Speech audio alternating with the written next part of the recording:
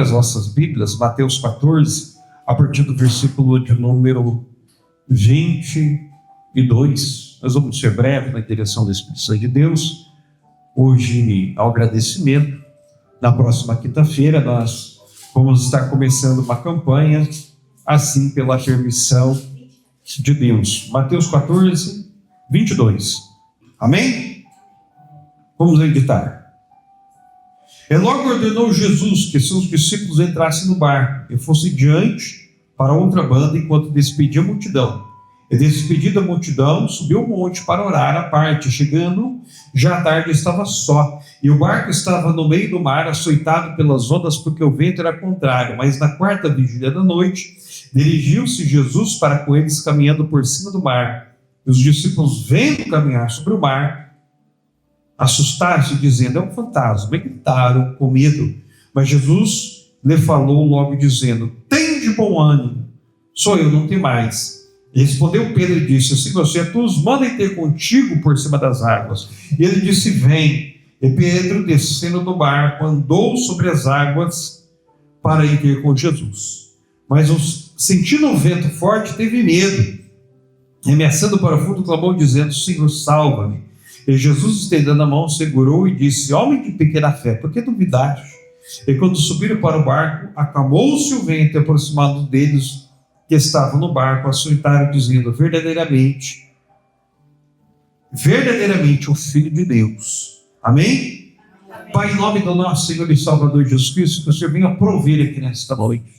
Espírito Santo de Deus, fala conosco, Pai. Toma o teu lugar de honra no meio dessa congregação. Eu clamo a tua bênção, a tua vitória, o teu milagre, a tua provisão, a tua cura, Pai, a tua libertação. Transforma, fala com todos nós aqui nesta noite, Pai. Usa a minha vida aqui nesta noite, que todo mal saia, que toda seta saia, que tudo aquilo que não provém do Senhor saia. Em nome do Senhor Jesus, ele expulsa agora, Pai, toda barreira, todo impedimento, Pai. Tudo aquilo que não provém do Senhor caia por terra em nome do Senhor Jesus, Pai. Que o Senhor venha fazer a tua diferença e venha operar, Deus, o teu milagre. Porque nós cremos sim, Pai, que agindo o Senhor, quem impedirá? Confirma a bênção, a vitória, a tua provisão, teu milagre, em nome do Senhor Jesus.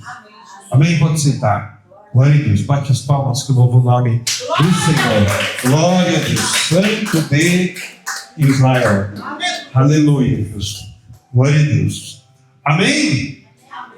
Glória a Deus. A quarta vigília da noite. Que horas que será? Nós sabemos que era pela madrugada. Nós sabemos que estava e acontecia pela madrugada. Glória a Deus. Nós sabemos que madrugada é o momento de descanso. Sim ou não? Sim, via de regra, o homem foi criado, foi feito para dormir à noite. Esse é o objetivo do sono. Nós sabemos, entendemos que o homem foi criado para dormir à noite. Então esse é o objetivo do sono. Mas na ocasião, nós entendemos que eles não estavam dormindo, até porque se eles pegaram o barco, Jesus mandou que eles pegassem o barco, nós sabemos que eles eram pescadores. E era muito comum eles passarem a madrugada pescando.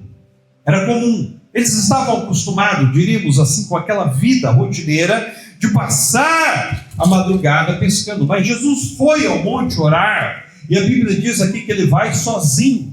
Ou seja, nesse momento, ele não chama os seus discípulos para ir com ele, porque era necessário os discípulos estarem sozinhos no barco. Ou seja, Jesus se afasta, vai ao monte orar, e afinal de contas, por que Jesus orava, pastor? Por que será que Jesus orava? Será que Jesus precisava orar? Se ele era o próprio Filho de Deus, será que ele precisava orar? Será que ele tinha necessidade de orar? E nós sabemos, entendemos pela Bíblia, pela palavra do Senhor, que ele estava em carne. Ele mesmo, sendo o Filho de Deus, também estava em carne. E estando em carne, sendo o Filho de Deus, ele também orou, ele também jejuou, ele também clamou, ele também buscou. Mas ele disse aos discípulos: olha, eu vou orar enquanto vocês vão para o outro lado. Enquanto vocês vão estar só pelo outro lado. Possivelmente isso fosse o começo da noite, talvez. Talvez fosse o começo da noite, talvez fosse já o início da noite. E eles vão para o outro lado. E Jesus se põe a orar, se põe a clamar, se põe a buscar, se põe a falar com o Pai. Mas no exato momento, E Jesus vai de encontro a eles e vai de encontro de uma forma, de uma maneira diferente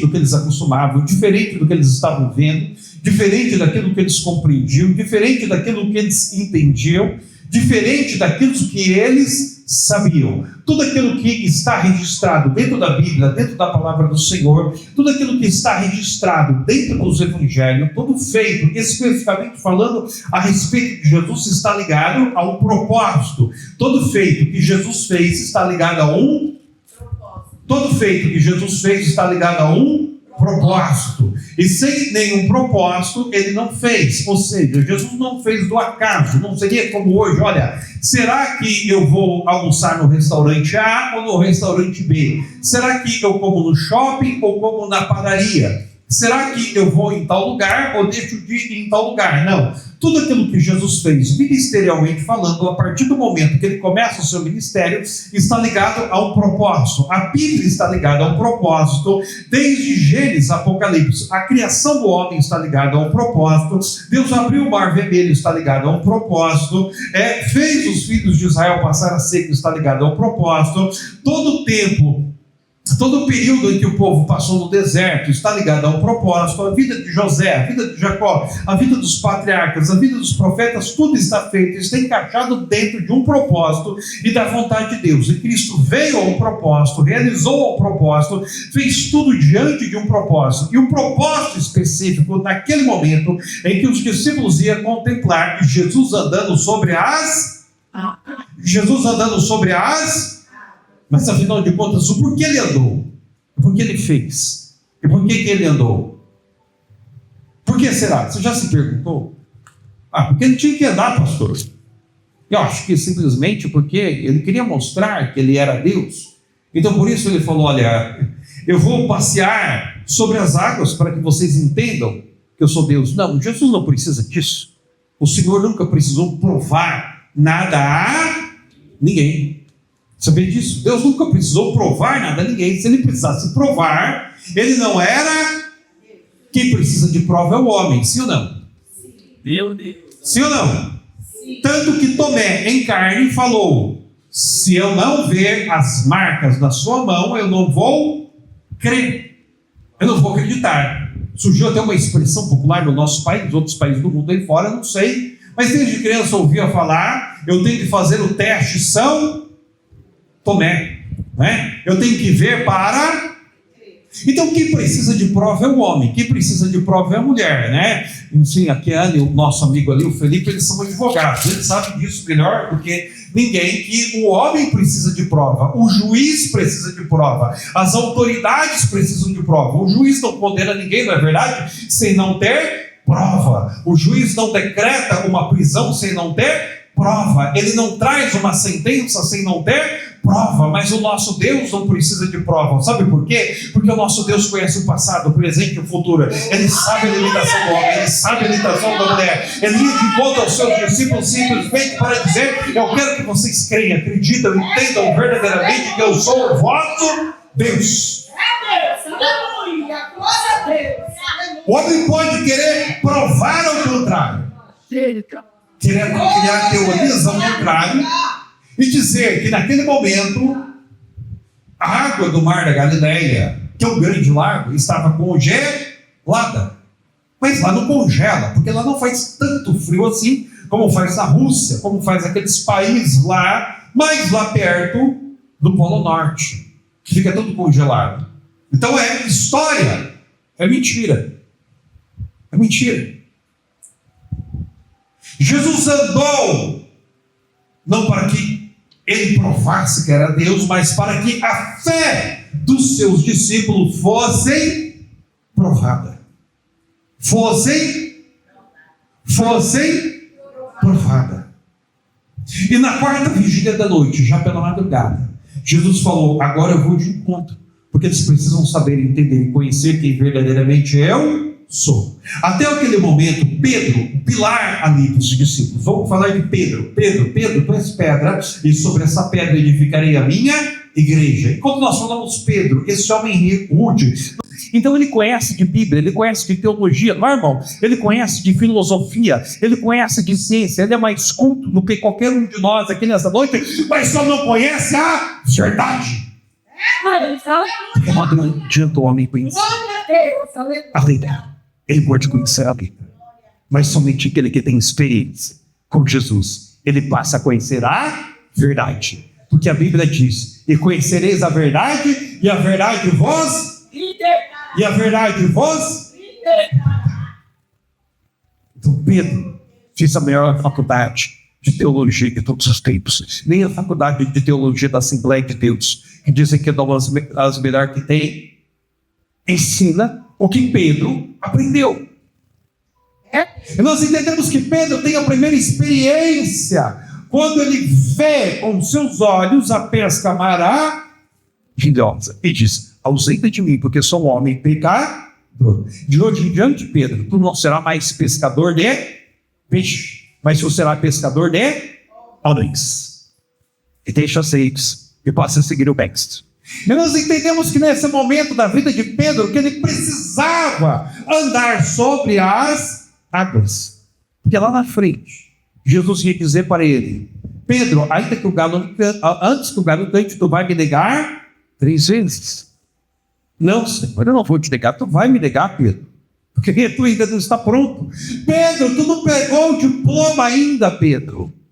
Mas nesse momento, vamos entender assim, trazendo para a interpretação do texto, nesse momento do aprendizado, da faculdade de teologia dele, ele precisava ter a experiência de ver a Cristo andar sobre as águas. Não é simplesmente andar. Nós sabemos que ninguém anda sobre as águas. E se você ouviu falar alguém na internet que tentou fazer isso, porque tem gente para tudo, para não dizer outra coisa, por uma questão até de ética, não é? O que aconteceu? Se afogou, se afogou. Porque ninguém pode tentar a dentro. Como se tem alguém que quis entrar numa jaula de leão, o que aconteceu? O leão estraçar, sangrou. Porque não se pode tentar a Deus. Deus não se tenta. Tem o homem para que ele tentar a Deus. Mas nesse momento exato, Pedro e seus discípulos precisavam entender e crer. E o próprio texto vai dizer, a tradução vai dizer que eles olharam Jesus de longe e disseram: olha, é um fantasma. Mas afinal de contas, o que é fantasma, pastor? O que é fantasma? E por que o texto traz isso? Por que será que traz isso? Ou seja, o termo fantasma já se utilizava naquele tempo, ou foi, quem sabe, uma tradução de quem interpretou, de quem traduziu a Bíblia. Afinal de contas, o livro de Mateus diz que foi escrito em hebraico e foi traduzido para o português. Os demais foram escritos em grego. Mas um fantasma, ou seja, eles interpretaram que não era algo natural, que não era algo desse mundo. Nós estamos vivendo uma época, se não me engano, esse mês é o mês do folclore. E nós sabemos que no nosso país existem tantas lendas, tantas mentiras, tantas ilusões. E você sabia que parte do folclore é verdade? Eu não vim aqui falar do folclore. É verdade sim, pastor. Como assim é verdade? Parte daquilo que as pessoas veem, as pessoas entendem, os povos antigos diziam, eles simplesmente estavam vendo nada mais, nada menos do que o demônio. Mas eu não quero falar de folclore, até porque eu não sou especialista e não vim aqui falar de lenda. Saci é um demônio, se você não sabe nem. Fique sabendo. O curupira também é um demônio, mas deixa as lendas para quem crê e para quem acredita nas lendas, porque nós acreditamos na verdade. Nós acreditamos na verdade, que é a palavra de Deus. É um fantasma. Olharam e viram que tinha alguém vindo de encontro deles. Alguém se aproximava e alguém disse: é o mestre, é Jesus. É Ele que está vindo. É Ele que está vindo. É Jesus que está vindo. E Pedro, quem sabe, gritou de longe, assim, eu entendo assim, eu creio: mestre, se a tu manda eu ir ter contigo, deixa eu de conta com você. Deixa eu de conta contigo. E ele disse: vem, Pedro. Vem. Preste atenção em algo aqui. Seguir a Cristo é andar sobre as águas, porque todo aquele que serve ao Senhor, ele tem que andar sobre as águas, não literalmente falando, mas espiritualmente falando. Todo aquele que está na presença de Deus e todo aquele que quer em Cristo, seguir a Cristo é andar sobre as águas. Se você não andar sobre as águas, você não serve para seguir a Cristo. Mas como assim? Ele olhou para Jesus e andou e caminhou, e Jesus disse: vem Pedro, vem, pode vir Pedro, pode vir, porque aquele que não tem fé de andar sobre as águas, ele também não tem fé de seguir. Aquele que não tem fé de andar sobre as águas, ele não tem fé de obedecer. Aquele que não tem fé de andar sobre as águas, ele não tem fé de crer. Aquele que não tem fé de andar sobre as águas, ele não tem fé de estar. Porque todo aquele que é nascido do Espírito, ele vive do Espírito, e ele sabe que ele tem que andar sobre as águas todos os dias. Então vem, porque tu vai entender a minha glória.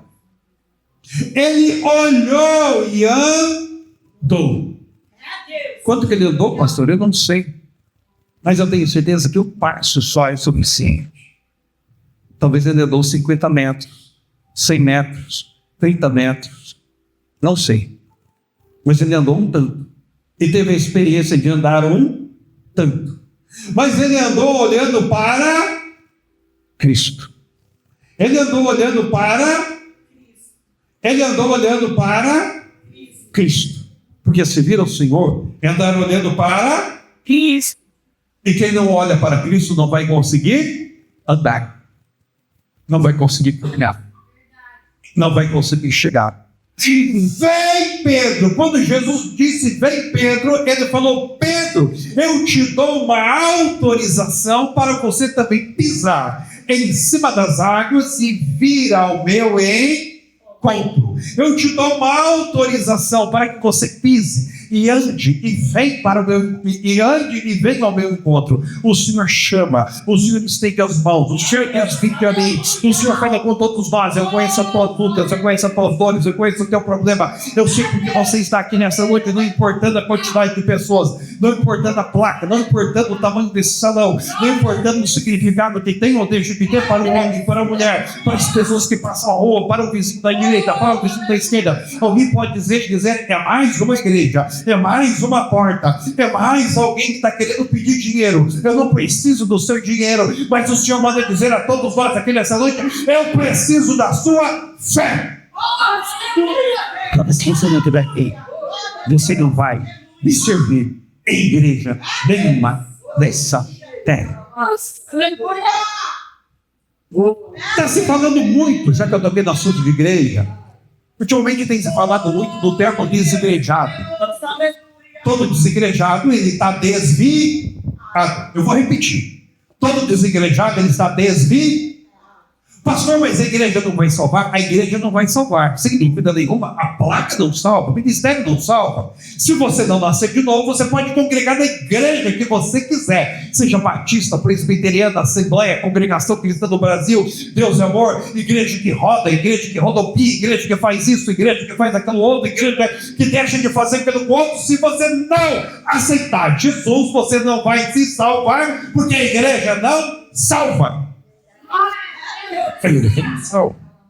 Aleluia!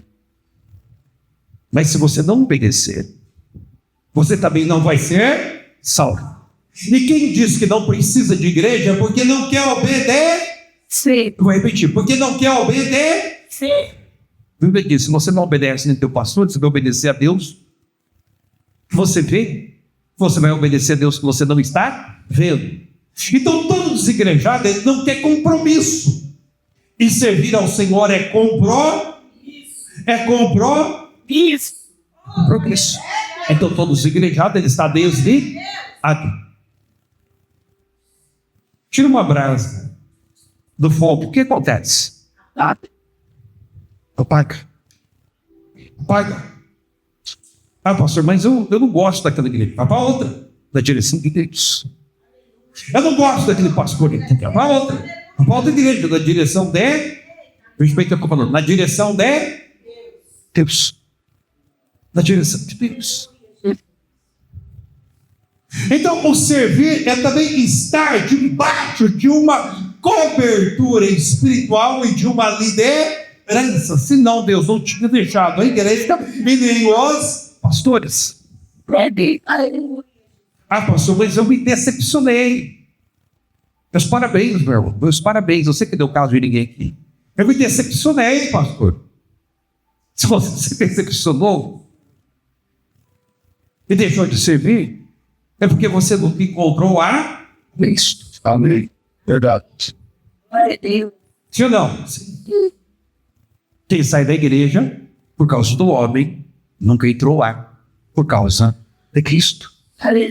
Quem sai da igreja por causa do homem nunca entrou lá por causa de Cristo. De vez em quando eu ouço falar umas coisas assim que eu fico até triste. Ah, eu saio da igreja porque, enfim, não quiseram deixar de entrar no grupo de coreografia. Mas quem mandou ter coreografia? A Bíblia mandou. Mas a igreja que tem uns anos atrás não tinha. Alguma igreja tinha que tem mais tempo? Não. E a igreja funcionava. Funcionava muito bem. Funcionava muito bem. As coisas funcionavam muito bem. Sabe por quê? Porque tinha a presença de Deus e tinha aleluia. Humildade. Deus. Baixa isso. Quem não for humilde não vai ver o reino dos céus. Quem não tiver humildade no coração não vai ver o reino dos céus. Por que Jesus falou: vinde a mim os pequeninos, porque dos tais é o reino dos céus. Quem não for como uma criança não herdará o reino de Deus. O reino de Deus. Humildade. E quando Jesus falou: Pedro, vem, também foi uma prova não somente de fé, mas de humildade. De colocar os pés e andar, e caminhar, e de encontro a Cristo. Até que Pedro, ele andou quando ele olhou para Cristo. Quando ele olhou para o lado, ele afundou.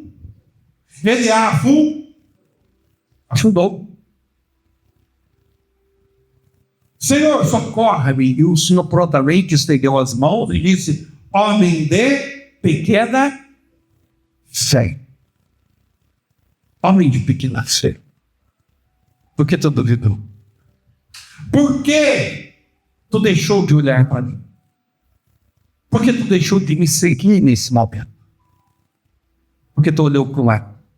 Porque tu pensou: eu estou caminhando, eu estou andando sobre as águas. Mas foi o Senhor que chamou, foi o que o Senhor permitiu, foi o Senhor que colocou, foi o Senhor que entregou, foi o Senhor que falou: Pedro, vem, Pedro, vem que tu vai. Então, nesse momento, para nós entendermos e finalizarmos, Pedro tinha que ter essa experiência. E diríamos assim que ele estava, simbolicamente falando, ele estava no meio do seu curso, da sua faculdade. Simbolicamente falando, é lógico que não sabemos a sequência de tempo. Porque primeiro Pedro vai negar, depois Pedro vai chorar, e depois o Senhor vai tratar novamente com Pedro. Pedro se duvidou. Apacenta as minhas ovelhas.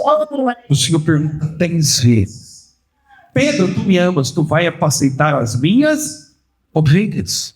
Porque tu és pedra, e sobre esta pedra edificarei a minha igreja, e as portas do inferno não prevalecerão sobre ela.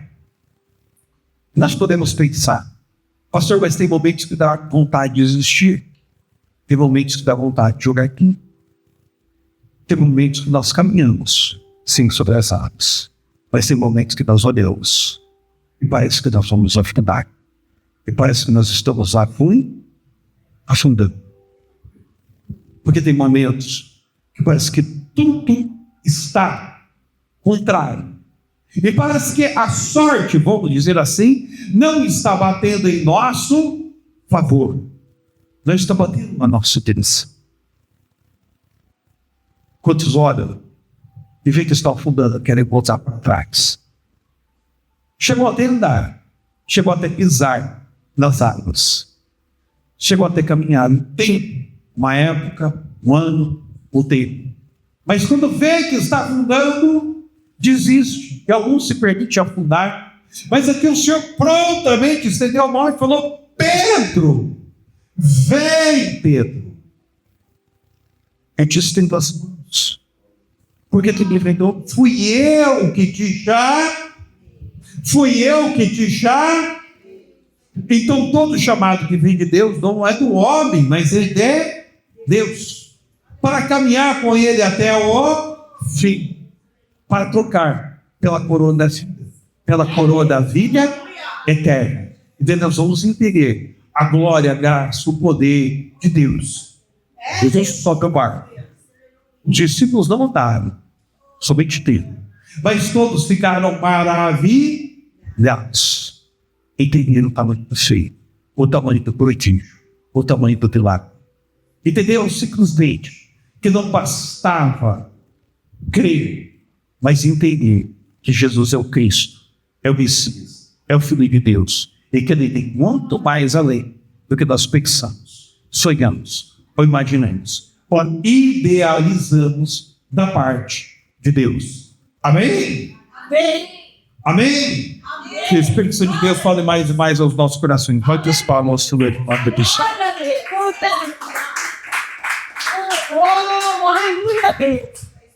Amém? Quem quer andar sobre as águas? Você quer? Nós queremos. Nós andamos. Todo dia nós estamos andando. E quando nós deixamos, não é? A falta de fé entrar, nós começamos a afundar.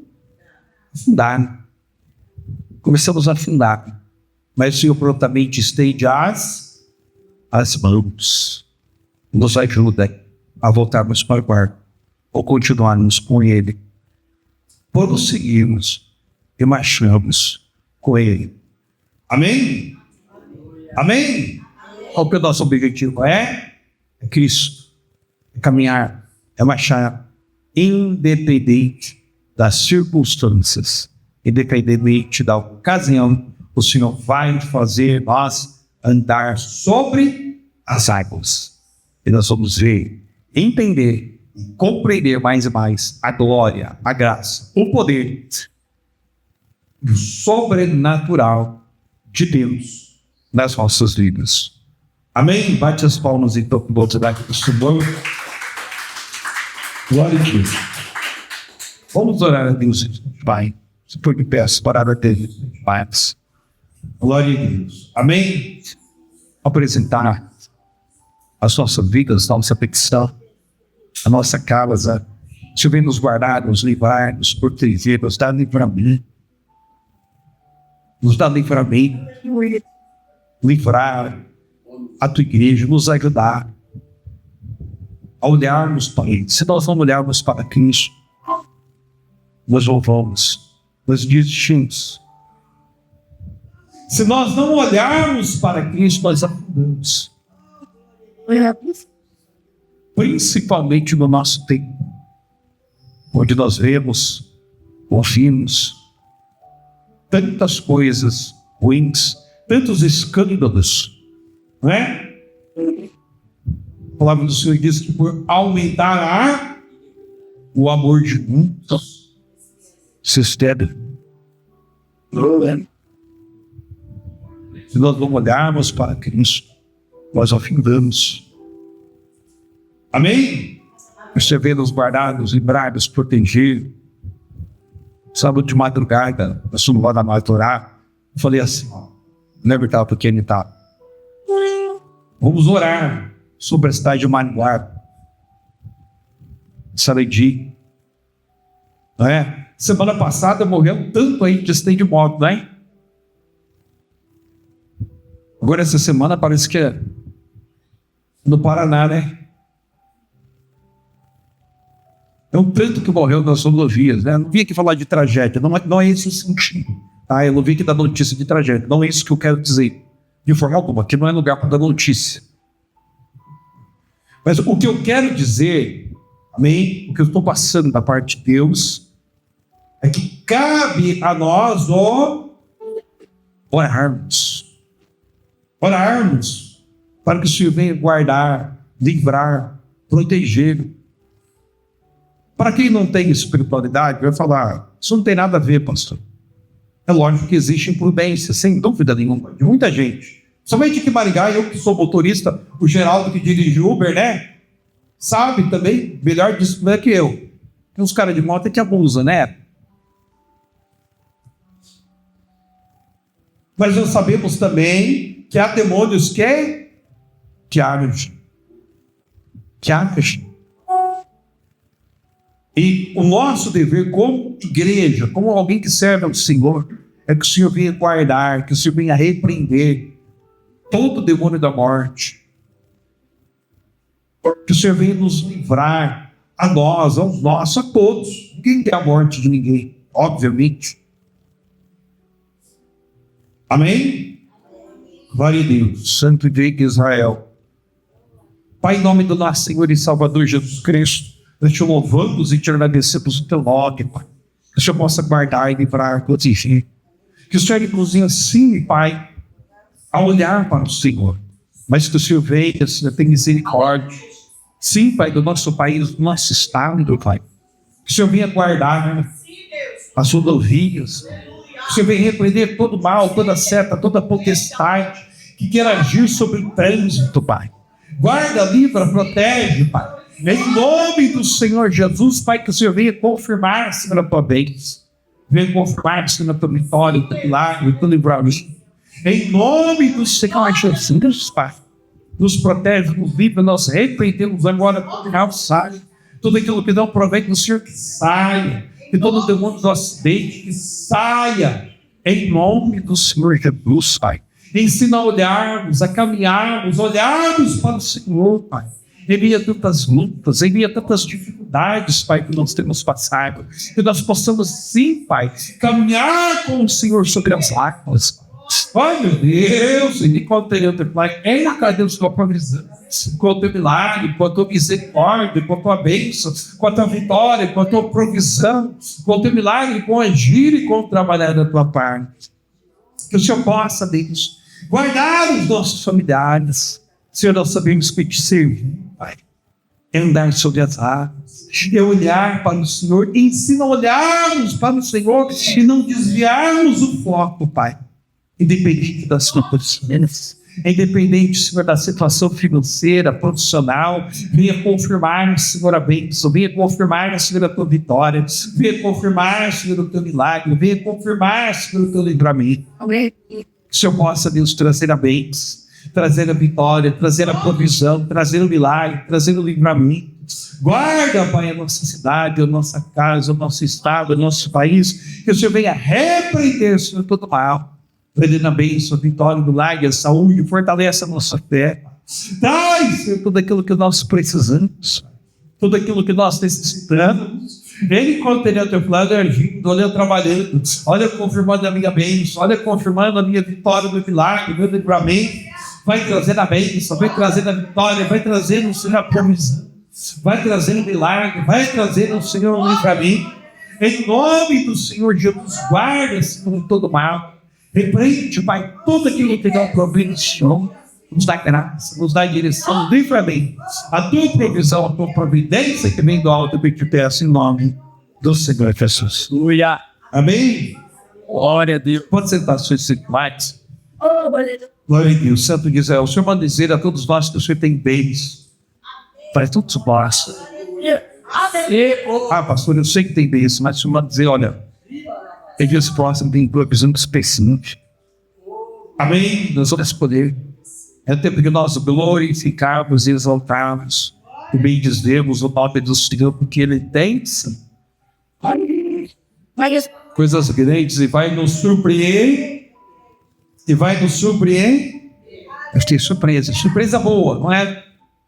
Não é multa que vai vir, não. Então receba. Em nome do Senhor, vamos receba a minha voz, Senhor, para tocar da saúde.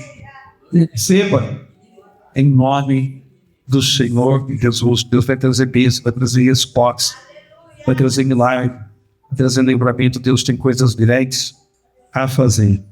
Amém? Receba o nome do Senhor Jesus. Glória a Deus, Santo de Israel. Amém?